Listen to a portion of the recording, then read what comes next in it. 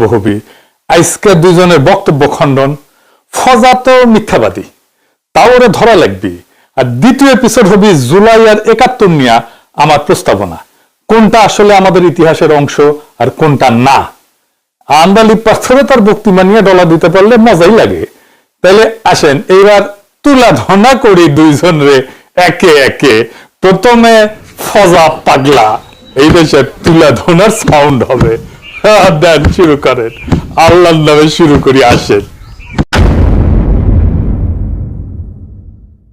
ফজা তো মিছা কথা বলেই তার উপরে ভুলভাল কথা বলে ওর মিছা কথা নিয়ে একটা ভিডিও বানিয়েছিলাম এই যে দেখেন কিসের মুক্তিযুদ্ধ করেছে ওটা দেখাইছিলাম ওটি এটা আমার কইতে খারাপ লাগতেছে কিন্তু না কইও পারি না এই যে মুক্তিযোদ্ধারাই কলে তাদের নিজেদের পছায় আপনারা সবাই দেখিছেন না যে এটা কইতেছে যে ফজা মুক্তিযোদ্ধা ছিল না না দেখে থাকলে দেখেন যে ফজলুর রহমান ভাই আমরা সম্মান করি সে রাজনীতি করে তবে তার কোনো চরিত্র আছে বলে আমি মনে করি না একবার আওয়ামী লীগ একবার হলো গামছা একবার টেলিভিশন এখন হচ্ছে ধানের শীষ এরপরও সে সম্পূর্ণ মিথ্যা কথা বলে সে ছিল বিএলএফ সে বিএলএফ ছিল আমার ভাই বিএলএফ ছিল আমার চাচাতো ভাই বিএলএফ ছিল তারা যারা দুধের ট্রেনিং দেওয়ার পর হ্যাঁ তারা কোনোদিন রাইফেল হাতে নেয় নাই তারা স্বাধীন হয়েছে তারা এই দেশে আসছে সে বলতেছে সে নাকি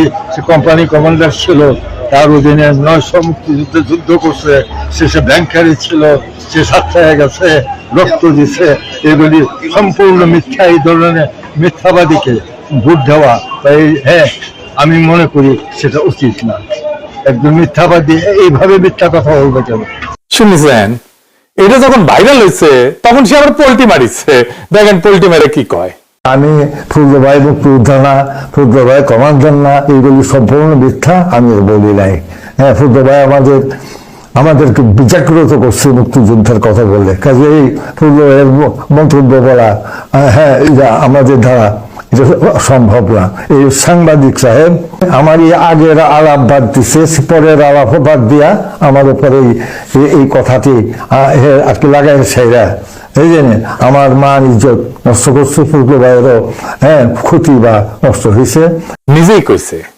ফজা মুক্তিযোদ্ধা ছিল না কমান্ডার ছিল না আবার নিজেই কয় আমি কই নাই বাটপার কেমন দেখেন মানে মুক্তিযোদ্ধা হইলে কি বাটপার হইতে হয় নাকি বাঁচাইছে যে বুড়া কয় না এগুলো এডিট করা যায় অথবা এ আইডিয়া বানাইছে যাই হোক ফজার কথায় আসি ফজা কইতেছে পাল বংশের রাজধানী নাকি বগুড়ার মস্তানগড় ছিল শুনেন পাল বংশ আজ থেকে 2000 বছর 1000 বছর আগে বগুড়ার মহাস্থানগড় পুণ্ডবর্ধনের রাজধানী স্থাপন করে বাঙালির যে শাসন শুরু করেছিল শুনেছেন এ বালছুন পাল রাজাদের রাজধানী মহাস্থানা ছিল নাকি রে বালছুন মুরুক্ষ সোদা এদিকে মুক্তিযুদ্ধের ইতিহাস পাইছু মনের মাধুরী মিশা কবু হ্যাঁ পালেদের রাজধানী ছিল গৌড় মালদা মুর্শিদাবাদ রাজশাহী চাঁপাইনবাবগঞ্জ এই এলাকায় অনেক জায়গায় ঘুরিছে পাটলিপুত্র টুত্র মেলা জায়গায় গেছে এমনকি বিক্রমপুরেও আসিছে কিন্তু কোনোদিনই মহাস্থানগড়ে তা যায়নি বরেন্দ্র অঞ্চলে ছিল বরেন্দ্র অঞ্চল ভুলভাল ইতিহাস করলে গেলে তোর ব্যবস্থা হবে দাঁড়া তোর কি করা হবে সেটা পরে দেখাচ্ছি আবার দেখেন কইতেছে নীলকরের অত্যাচারে ৭৪-এর মন্বন্তর হয়েছিল তখন নাকি মায়েরা ছড়া কাটতো খোকা ঘুমাইলো পাড়া ঝুরাইলো বর্গি এলো দেশে শুনেন যখন ১৭৫৭ সনে মীর জাফরের বিশ্বাসঘাতকতায় সিরাজউদ্দৌলার পতন হয়েছিল নীল সাহেবদের অত্যাচারে যখন মানুষ জর্জরিত হয়েছিল ১৭৭০ সন যাকে বলা হয় ৭৪-এর মন্বন্তর সেই সময়ে যখন বাংলার ১/৩ লোক না খেয়ে মরেছিল নীল সাহেবদের অত্যাচারে যখন বাংলার মায়েরা কেঁদে কেঁদে ছড়া বলতো ছেলে ঘুমালো পাড়া জুড়ালো বর্গি এলো দেশে বুলবুলিতে ধান খেয়েছে খাজনা দিব কিসে ধান ফুরালো পান ফুরালো খাজনার উপায় কি আর কটা দিন সবুর করো রসুন বুনেছি শুনেছেন এ বালছুন ওটা ৭৪-এর মন্বন্তর না ৭৬-এর মন্বন্তর এটা ৭৬ বলা হয় কারণ ইংরেজি ১৭৬৯ থেকে ১৭৭০ এই সময়টা হয়েছিল মন্বন্তর ওটা বাংলা সনে ছিল ১১৭৬ বাংলা তাই নাম হয়েছে ৭৬-এর মন্বন্তর লিগে নিছে দেখেন লিগে তাও ভুলভাল বলে লিগে বানতে পারে না ঠিক মতো এইগুলো সংসদে গেছে মানুষের পাবলিকের টাকা এত খরচা করে করছে এখানে আর খোকা ঘুমালো পারে জলে রেখে নীলকরদের অত্যাচারের টাইমের ছড়া নাকি হালা বালচুন মূর্খ সোদা। বর্গি তোর পিতৃভূমি ইন্ডিয়ার মারাঠা আদর্শ বাংলা আসতো আলীবর্দী খানের টাইমে। বর্গীদের বিরুদ্ধে আলীবর্দী খান মানে এই সিরাজউদ্দৌলার নানা, বর্গীদের বিরুদ্ধে আলীবর্দী খান তরুণ সিরাজউদ্দৌলা মির্জাফর আলী খান যুদ্ধ করে, মির্জাফরের বিরুদ্ধে বর্গীরা পরাজিত হয়। এটা কি মুক্তিযুদ্ধের ইতিহাস? যা খুশি তাই কয়ে দেবো। হ্যাঁ, তোর গোষ্ঠীর সুইজাল দিয়ে রান্না করে খাওয়ানো লাগবে, মাদারগঞ্জ থেকে মাংস কিনে তোর হোম ডেলিভারি পাঠানো লাগবে। তারা আবার দেখেন কয় ক্ষুদিরামের ফাঁসি, আবার নাকি প্রফুল্ল চাকিরও ফাঁসি দিছিল। শোনেন, 2005 সন থেকে ধরে 8 সনে ক্ষুদিরাম মের ফাঁসি, যে ফাঁসিতে গান হয় বাংলায় আজও একবার বিদায় দেমা ঘুরে আসি, সেই প্রফুল্ল চাকির ফাঁসি, এই যে যুদ্ধ, তারপরে চিত্তরঞ্জন দাস। শুনেছেন কত বড় মূর্খ সোদা? প্রফুল্ল চাকিকে ফাঁসি দিছিল নাকি? জানেন তো ক্ষুদিরাম আর প্রফুল্ল চাকি ওই ব্রিটিশ বিচারক কিংসফোর্ডকে হত্যার জন্য বোমা ছোড়ে, তারপর দুজনে পালায় দুই দিকে। ক্ষুদিরাম ধরা পড়ে, প্রফুল্ল চাকিকে ধরতে গেলে নিজেই সুইসাইড খায়, তারাও ফাঁসি দিয়ে দিছে প্রফুল্ল চাকিরে। আচ্ছা জানেন তো কিংসফোর্ডকে মারতে যে পারে নাই, যে তারা মারা যায় দুজন নারী, কিন্তু এইটারে গ্লোরিফাই করার কি আছে? এরা গীতা পাঠ করে পূজা দিয়ে মারতে গেছে বোমা, তাও ঠিকঠাক মতো মারতে পারে নাই। ভাবেন তো হাসিনার আমলে দুইজন মুসলমান নামাজ পড়া কোরআন শরীফ পড়া বোমা মারতে যাইতেছে হাসিনার বিচারপতিরে, যে কিনা খালেদা জিয়াকে জেলে দিছে, বা সালাউদ্দিন কাদের চৌধুরীর ফাঁসি দিছে। মারতে গিয়া মারা ফেলাইলো দুই নারীরে। বাঙ্গু সেগুলাররা কি করতো তাইলে? দুনিয়া মাথায় তুলে ফেলতো না? ক্ষুদিরামকে নিয়ে তো করে না, ক্ষুদিরামকে তো জঙ্গি বলে না, ক্ষুদিরামকে তো সন্ত্রাসবাদী বলে না। একই তো কাজ নাকি ভিন্ন কাজ? এই হইতেছে এদের ভণ্ডামি। তুই কইতেছে মুক্তিযুদ্ধ এত সহজ না। শুনেন, আমি আজকে আপনাদের কাছে বলতে চাই, মুক্তিযুদ্ধ এত সহজ জিনিস না। সহজ তো নাই রে বালচুন। কত মিছা কথা বানায় বানায় কইতে হয়, গোজা দিতে হয়, কিন্তু মিলে না শেষ পর্যন্ত। দেখেন কি কয়, স্পিকারকে কইছে আপনি সিলেটে যুদ্ধ করেছেন, সিলেটের বন্দুকের গুলির আওয়াজ হইতেছে, আর ওই ময়মনসিং সে বসে শুনিচ্ছে। শোনেন, আপনি যে এখানে বসে আছেন, আপনি যে সালুটি করে যুদ্ধ করেছিলেন 4 দিন, কত লোক মারা গিয়েছে, কত সন্তান শহীদ হয়েছে, একটা বন্দুকের আওয়াজ, একটা কামানের আওয়াজ সিলেটে হয়েছে, আর আমি ময়মনসিংহে বসে সেই আওয়াজটি শুনেছি। আখাউড়াতে সেই নদীতে যে যুদ্ধ হয়েছে, যে যুদ্ধে নেতৃত্ব দিয়েছে খালেদ মুশাররফ, হায়দারেরা, সেই শব্দ আমার বাড়ি থেকে 100 কিলোমিটার দূরে, সেই শব্দ আমি শুনেছি। ওই যে ধানোয়া কামালপুরে কর্নেল তাহেররা যুদ্ধ করেছে, সেই যুদ্ধের সংবাদ, শব্দ আমি কিশোরগঞ্জ থেকে শুনেছি। শুনিছেন? আচ্ছা, আমাদের মাননীয় স্পিকার হাফিজ ভাই, আপনি বসে বসে শুনলেন এগুলা? আপনি একজন সামরিক বাহিনীর লোক, একজন সামরিক কর্তা, আপনি একজন সামরিক কমান্ডার, আপনি এগুলো শুনলেন বসে বসে, কিছু বললেন না? সিলেটে ছোটখাটো পারমাণবিক বোমা মানলো তো ময়মনসিং এর শব্দ পৌঁছাবে না। 100 কিলোমিটার দূরে শব্দ নাকি শুনিছে। তারপর কালামপুরের যুদ্ধের শব্দ নাকি শুনিছে কিশোরগঞ্জ থেকে, ওটা 200 কিলোমিটার দূরে। দেখেন, ইতিহাস কইতেছে 8 মিনিটে কতগুলা মিছা কথা বানায় বানায় কইল। পাবলিকের টাকা খরচা করে সব বালসাল জোকার গুলা মেতাকার করে সংসদ ভবনে। আবার দেখেন কইতেছে শিল্পকলার গান হইতে দেয় নাই প্রেসিডেন্ট আমলে, বাউল গান হইতে দেয় নাই। শুনেন, আমি আজকে আপনাদের কাছে প্রশ্ন রাখতে চাই, 5ই আগস্টের পরে কি হলো? আমাকে একটু 5ই আগস্টের পরে কি হলো আপনারা জানেন? এইখানে ইউনূস সরকার ছিল, আমি শিল্পকলার সামনে থাকি, একটা গান হইতে পারে নাই, একটা নাটক হইতে পারে নাই, একটা লালনের গীতি হইতে পারে নাই, একটা বাউল গান হইতে পারে নাই, সবকিছু কালো শক্তি ধ্বংস করে দিয়েছিল। শুনেছেন? এই যে দেখেন, অন্তর্বর্তীকালীন সরকারের সময় বিভিন্ন স্তরে সাংস্কৃতিক আয়োজনে হামলা হইল। শিল্প একাডেমিতে সারা দেশে স্বাধীনতা দিবস, বিজয় দিবস, অন্যান্য দিবসে বিভিন্ন অনুষ্ঠান হয়েছে, বাউলদের নিয়ে সাধু সঙ্গ হয়েছে, গান হয়েছে, নাটক হয়েছে, লালন গীতি হয়েছে। এইগুলো এরা কয়, এই মিছা কথা কেন কইলো? এগুলো এক্সপান্স কেন করা হইলো না? এর গোষ্ঠীরে সুই জাল দিয়ে রান্না করে খাওয়ানো উচিত। খাওয়া দেন এডিটর সাহেব এবার। আমি তোর গোষ্ঠীরে চুই ঝাল দিয়ে রান্না করে খাওয়ামু, ওরে মাদার গঞ্জ থেকে মাংস কিনে তোরে হোম ডেলিভারি পাঠামু। আমি তোর গোষ্ঠীরে চুই ঝাল দিয়ে রান্না করে খাওয়ামু। খাইছু? Home delivery পাইছু? হ্যাঁ হলা বালশুন ফজা পাগলা, সে আবার নালিশ করে। ফজা পাগলা যারা বলে তারা নাকি অসভ্য। শুনেন, তারা আমাকে ফজা পাগলা বলে কথা বলে, উনি একদিন এটা বলেন। তারা নাকি সভ্য, তারা নাকি ইসলাম। শুনেছেন, ও নিজেই ফজা পাগলা উপাধি পেয়ে উচ্ছ্বসিত হয়েছিল, পারলে নাচে। এই যে দেখেন কি কয়, এই পেপারও আসিছে, এডিটর সাহেব ভিডিও দেখান। কাজে পাগলা তো সাংঘাতিক ব্যাপার। হ্যাঁ, কিশোরগঞ্জের পাগলা মসজিদ আর কিশোরগঞ্জের ফজু পাগলা, ঠিক আছে। পাগলা তো সাংঘাতিক একটা উপাধি আমাকে দিছে। আমি এটা চিন্তা করে বাইর করছি যে আমাকে পাগলা বললো কেন এইসব এই মৌলানা নামদারি লোকেরাও। দেখলাম যে ঠিকই বলছে। দেখেছেন, আচ্ছা বলেন তোর কি মাথা মোতা ঠিক আছে? নাই তো, পুরাই আওলায় গেছে। এই হইতেছে মুক্তিযুদ্ধের বিহীন আইকনিক ফিগার। এই মুক্তিযুদ্ধ কি মাল তাইলে বুঝেন তাইলে? মুক্তিযুদ্ধ তাইলে কি জিনিস? এই সংসদের রাজাকার করে হুঙ্কার দেয়। দেখেন, আমি বলতে পারবো কিনা কথাটা আপনি, এই আলবদর রাজাকারের বাচ্চারা এখনো কিন্তু ফজলুর রহমানদের মতো মুক্তিযোদ্ধারা জীবিত আছে। এই দেশে মুক্তিযুদ্ধ হয়েছে। দেখেছেন, হাসিনাও এক রাজাকারের বাচ্চা করে হেলিকপ্টারে ভাগিছে। এই যে দেখেন, তার মানে কি মুক্তিযুদ্ধের সন্তান নাতিপুতিরা কেউ মেধাবী না, যত রাজাকারের বাচ্চারা নাতিপুতি হলো মেধাবী, তাই না? তার মানে কি মুক্তিযুদ্ধের সন্তান নাতিপুতিরা কেউ মেধাবী না, যত রাজাকারের বাচ্চারা নাতিপুতি হলো মেধাবী, তাই না? তারপরে সেই ঐতিহাসিক মিছিল শুরু হলো ঢাকা বিশ্ববিদ্যালয়। ইতিহাস পাল্টায় গেল, তুমি কে আমি কে, রাজাকার রাজাকার।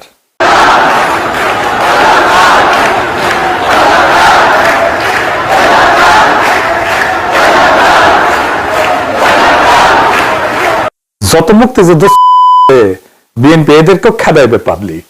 দেশ চালাইতে পারতেছে না, তাই এসব করে মাঠ গরম রাখতেছে, যেন এসব নিয়ে কেউ কথা না বলে। ভিলেজ পলিটিক্স এর কৌশল আর কি। ৭১-এর স্বাধীনতা সংগ্রামের সেকেন্ড ডিভিশনের প্লেয়ার হইয়া বিএনপি এরকম মুক্তিযুদ্ধ, বিএনপির মুক্তিযুদ্ধ কেন খাবো? মিষ্টি গেলে ঘোষের মিষ্টি খাবো। আওয়ামী লীগের কাছে মুক্তিযুদ্ধ শুনবো, বিএনপির কাছে কেন শুনবো মুক্তিযুদ্ধ? ওর কাছে কেন শোনা লাগবি? বিএনপির দলই তো ছিল না ৭১-এ। আওয়ামী লীগ মুক্তিযুদ্ধের নেতৃত্ব দিছে তো দল হিসেবে। মুক্তিযুদ্ধের অবিসংবাদিত নেতা মুজিব ওরফে সোহরাওয়ার্দীর বডিগার্ড। নায়িকাই যদি দেখা লাগে তাহলে ঐশ্বরিয়া রায়রে দেখবো, ময়ূরীরা তো দেখবো না। যাই হোক, জোকারে নিয়ে আর কথা না বাড়ে। এইবারে আন্দালিপ পার্থ। আন্দালিপ পার্থ করতেছে, কেন তরুণেরা জুলাই জুলাই করে? তরুণেরা দেখে নাই আওয়ামী আমল? তারা শেয়ার মার্কেটে দরবেশ বাবার হাতে ফকির হয়ে যাওয়া কথা জানে না, কারণ তাদের বয়স ছিল তখন 10 বছর। এই পার্থ এটা কোনো যুক্তি এলো? এই বক্তিমায় তো মুক্তিযুদ্ধের কথা কইছেন। আপনি মুক্তিযুদ্ধ দেখিছেন? দেখেন না, আপনার জন্ম তো 1974-এ। আপনি তো মুজিবের শাসনও দেখেন নাই। ওদের তো বয়স 10 বছর। আপনি তো মুজিবের আমলে বিছানায় হাগু করেছিলেন যখন মুজিবের বাকশাল চলে। আপনি ৭১ বুঝতে পারবেন, মুক্তিযুদ্ধ বুঝতে পারবেন, আপনি মুজিবের বাকশাল বুঝতে পারবেন। আপনি তখন বিছানায় হাগু করেন, সেটাকে ধারণ করতে পারবেন। আর আজকে তরুণরা পারবে না। কি চমৎকার যুক্তি! হ্যাঁ, জানলেও সেটা ফিল করে না নাকি? শুনেন, আওয়ামী লীগ আমলে কোনো অব্যবস্থা হয় নাই বিদ্যুৎ খাতে। আওয়ামী লীগ আমলে হয়েছে লাগামহীন দুর্নীতি আর চুরি বিদ্যুৎ খাতে, এবং সেই বোঝা আমরা এখনো বয়ে বেড়াচ্ছি। আমি এই কথাটা সম্মানের সাথে এই জন্য বলি, আমি কয়েকদিন ধরে আই ওয়াজ ওয়ান্ডারিং যে কেন তরুণ সমাজরা বারবার শুধু জুলাইতে এই ৩৬ দিনের কথাই বলে। দেন আই রিয়েলাইজড যে আমরা ২০০৮ থেকে গত ১৭ বছরের আওয়ামী লীগের অত্যাচারের কথা তাদের সাথে কানেক্ট করতে পারি নাই। আমার সামনে বসা মাননীয় সংসদ সদস্য আমার ভাই Nahid, Hasnat, they're only 28 years of age। 18 বছর আগে তাদের 10 বছর বয়স ছিল। তারা শেয়ার মার্কেটের দরবেশের অত্যাচারে 30 লক্ষ লোকের ফকির হয়ে যাওয়ার কথা জানে না, জানলেও সেটা ফিল করে না। বিডিআর পিলখানার কথা ফিল করে না, হয়তো জানে।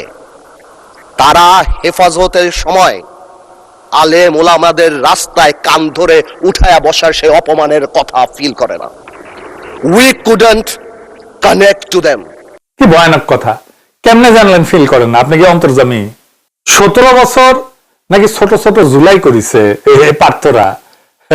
আমি পার্থ দেখাই, আপনি জেল থেকে বের হয়ে কি কইছিলেন? প্রতিক্রিয়া তো এই বৈষম্য বিরোধী ছাত্র আন্দোলনে এতগুলি মানুষ মারা গেছে, এটা তো আসলে আমাদের জন্য প্রচন্ড দুঃখজনক একটা ব্যাপার। এই ঋণ তো আসলে আমরা শোধ করতে পারবো না। এবং এই রক্ত বিসর্জন দিয়ে তারা আমাদের যা উপহার দিয়েছে, এই দেশকে যে উপহার দিয়েছে, সত্যি কথা বলতে রাজনীতিবিদ হিসেবে তো আমরা তা দিতে পারি নাই। এবং আমরা চাই যাতে এই রক্তের সঠিক সম্মান আমরা দিতে পারি, আমরা আগামীতে একটা ভালো রাষ্ট্র এই জাতিকে দিতে পারি। আমরাও 17 বছর অনেক কষ্ট করেছি, অনেক কিছু করেছি, হয়তো কাঙ্ক্ষিত লক্ষ্যে পৌঁছাতে পারিনি। এই মহান আল্লাহ হয়তো এতগুলি রক্তর মাধ্যমেই এই জিনিসটা আমাদেরকে দিয়েছে।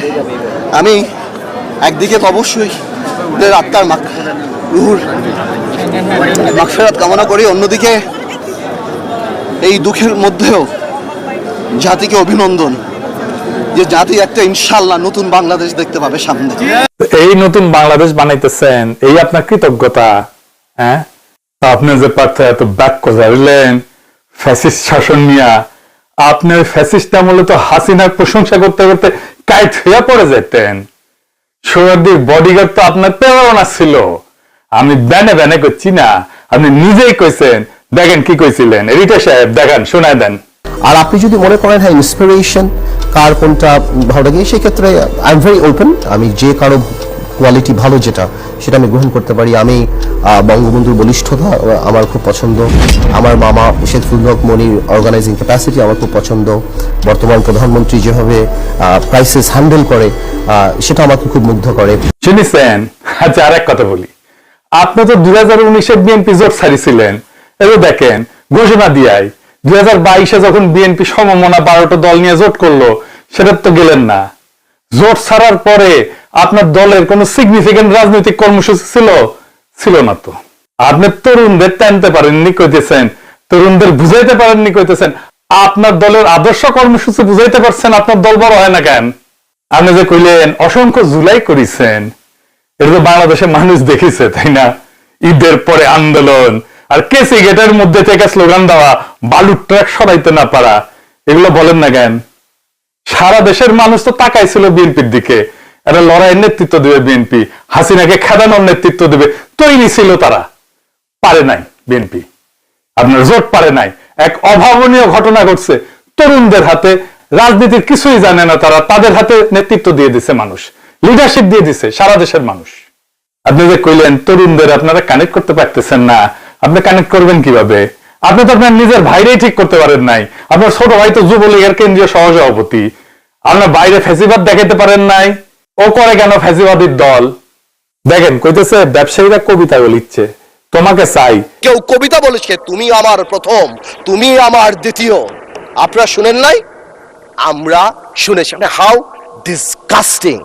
এডিট সাহেব এটা শোনা না যে একে আজাদের ওই প্রথমত আমি তোমাকে চাই হাসিনাক শোনাইছিল না, ওটা শোনান আবার। শেখ হাসিনার সরকার বারবার দরকার।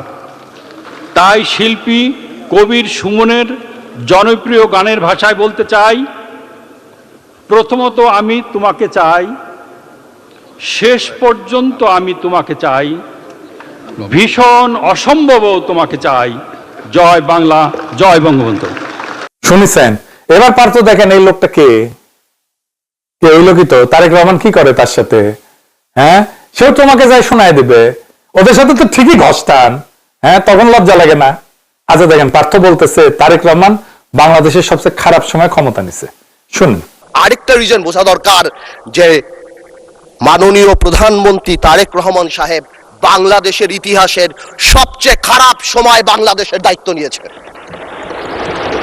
বাংলাদেশের প্রধানমন্ত্রী তারেক রহমান সাহেব যখন গণতন্ত্র ক্ষতবিক্ষত, তখন বাংলাদেশের দায়িত্ব নিয়েছে, যখন the whole country system is completely corrupted. Partha are you kidding? হ্যাঁ, কোন সময় ক্ষমতা আসছিল?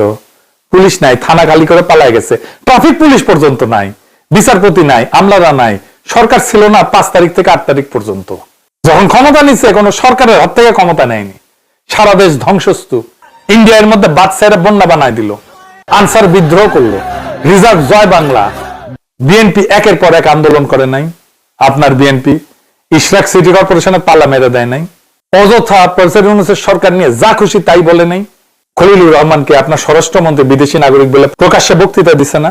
আপনার সরকারে একজন বিদেশি নাগরিককে আপনি জাতীয় নিরাপত্তা উপদেষ্টা করেছেন। আপনার কি সেই আক্কেল জ্ঞান নাই।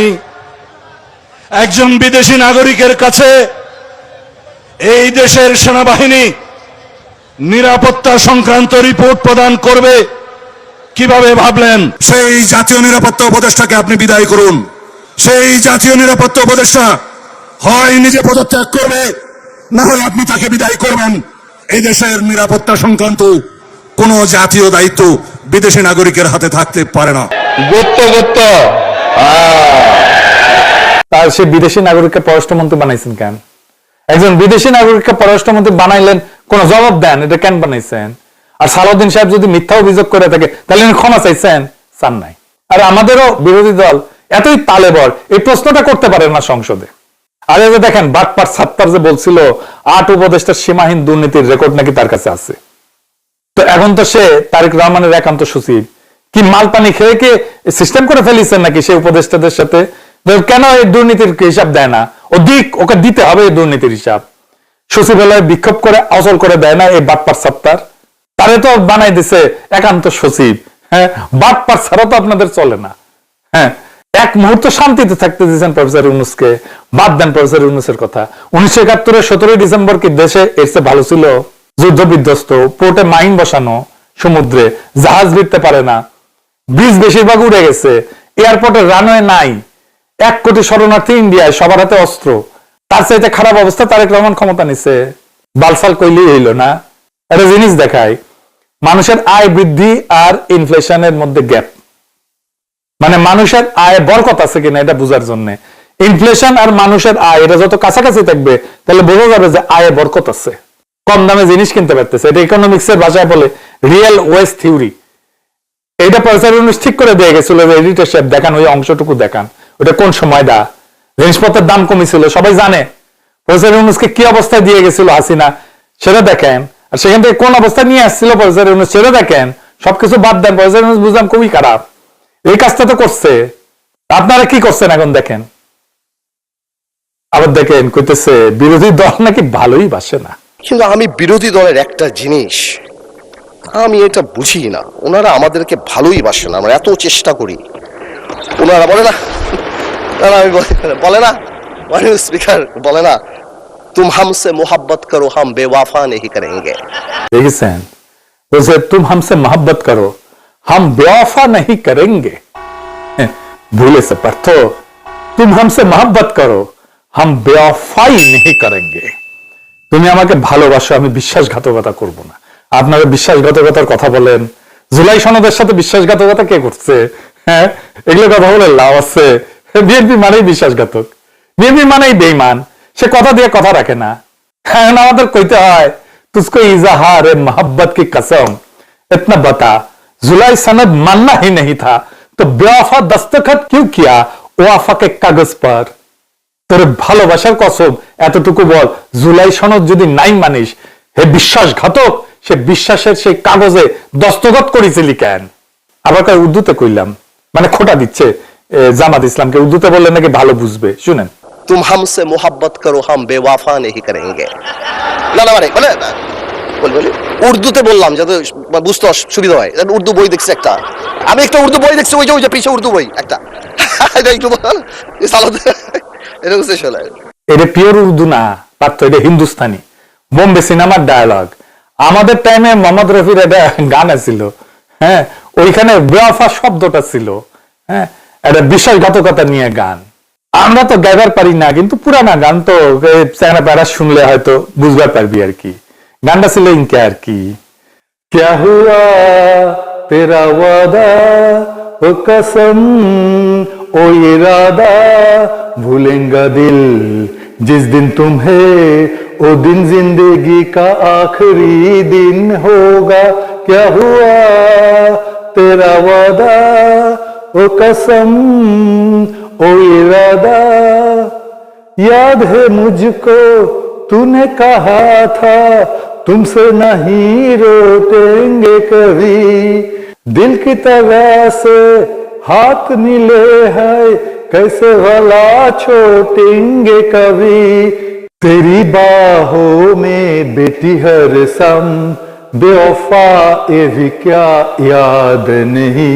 क्या हुआ तेरा वादा ओ कसम ओ इरादा भूलेगा दिल जिस दिन तुम्हें वो दिन जिंदगी का आखिरी दिन होगा। আখরি দিন হবে, যেহেতু বিশ্বাসঘাতকতা করছে, আখরি দিন আসিচ্ছে। আমরা বুঝি পার্থ যে মোদি কয়া দিছে হিন্দুস্তানি চালাইতে হবে সংসদে, ওটার উর্দু বলে জামাতের কান্দে চাপাই দেওয়ার তো দরকার নাই। আমরা বুঝি হ্যাঁ প্রভুর ভাষায় কথা কইতে হয়। এই সংসদে যত হিন্দুস্তানি বলছে, বিএনপির এমপিরা কায়কবাদও বলছে, বাংলাদেশের সংসদে ইতিহাসে নাই এত হিন্দুস্তানি কথা বলা হয়েছে। আমি বুঝি কিছুদিন পরে ওই সংসদে ওই গান গাওয়া হবে, জনগণ মন অধিনায়ক জয় হয়ে। হাসিনা ওটা ঢাকা ইউনিভার্সিটির সিনেট ভবন পর্যন্ত আনিছিল, ওটা সংসদে ডুববি। ফাইনালি পার্থরা নাকি রাজাকারের সাথে যুদ্ধ করেছে, দেখেন বলে কি। মুক্তিযুদ্ধের ইতিহাস যখন বলতে হবে তখন আমি কার সাথে, আমি হাবার সাথে যুদ্ধ করছি, আমরা রাজাকারের সাথে যুদ্ধ করছি, এবং তাই আমরা এখানে আসছি। পাকিস্তানি আর্মিদের সাথে যুদ্ধ করি না, আমরা রাজাকারদের সাথে যুদ্ধ করেছি। তাদের রাজাকারদের কেন সারেন্ডার করানো হইলো না?